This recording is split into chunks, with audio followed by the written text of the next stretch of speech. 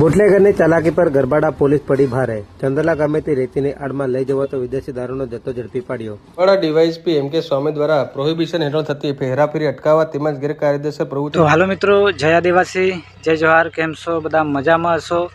તો મિત્રો, ઘણા દિવસથી આપણે વિડીયો નથી બનાવ્યો અને આજે ટાઈમ મળ્યો છે. તો લગભગ એ બી 4:30 વાગી ગયા છે અને આપણે વિડીયો બનાવવાનું ચાલુ કર્યું છે અને આપણે કામમાં ભેજી છે તો વિડીયો નથી બનાવી શકતા.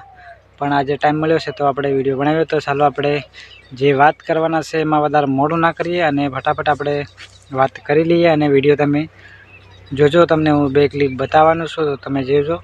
તો પહેલાં આપણે તમે 2 દારૂના ટ્રેક્ટરમાં દારૂ ભરેલો પકડાયો છે ને કંઈક ડાલું છે એમાં દારૂ ભરેલો પકડાયો છે. તો કેટલો દારૂ પકડાયો છે એ તમે પહેલાં જોઈ લો વિડીયોમાં, બરાબર?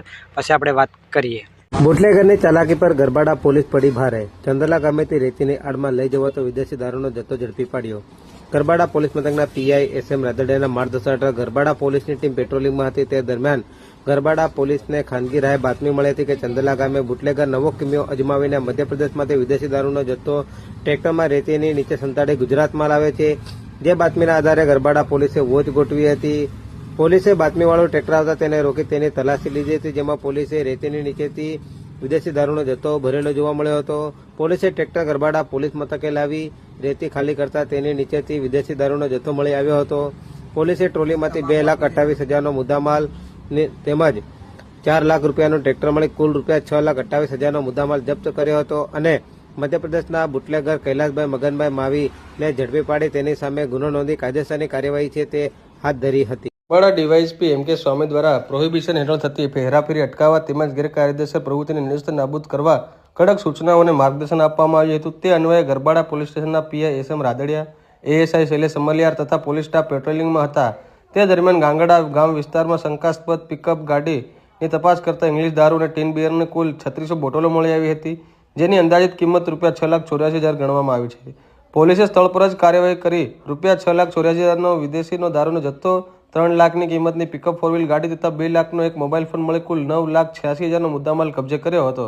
પિકઅપ 4 વ્હીલ ગાડી નંબર GJ1580-1768ના ડ્રાઈવરનું નામ ઠામ જાણી શકાયું નથી, જેની સામે ગુનો નોંધી વધુ તપાસ હાથ ધરવામાં આવી છે.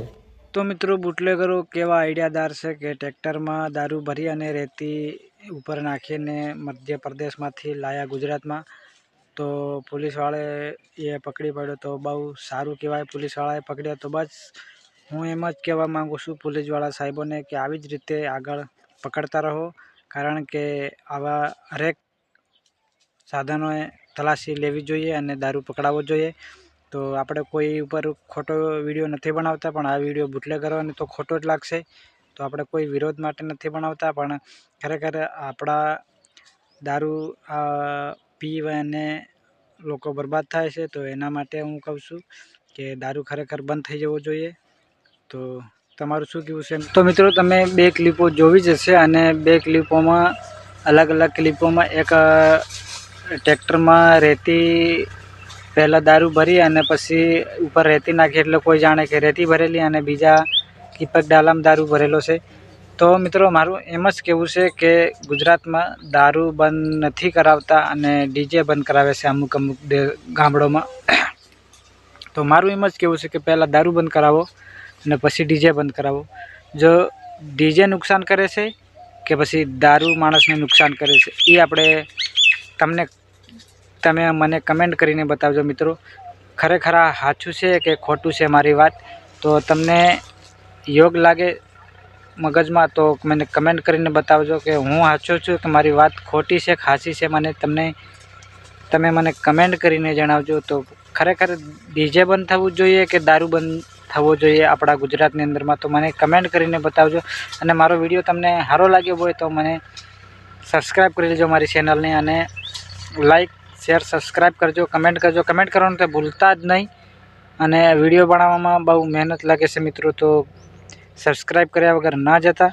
તો ચાલો, આજનો વિડીયો આટલો છે અને મળશું એક નવા વિડીયોમાં, નવા અંદાજમાં. તો વિડીયો ગમ્યો હોય તો શેર કરજો તમારા મિત્રો સુધી અને ચેનલને સબસ્ક્રાઈબ કરજો.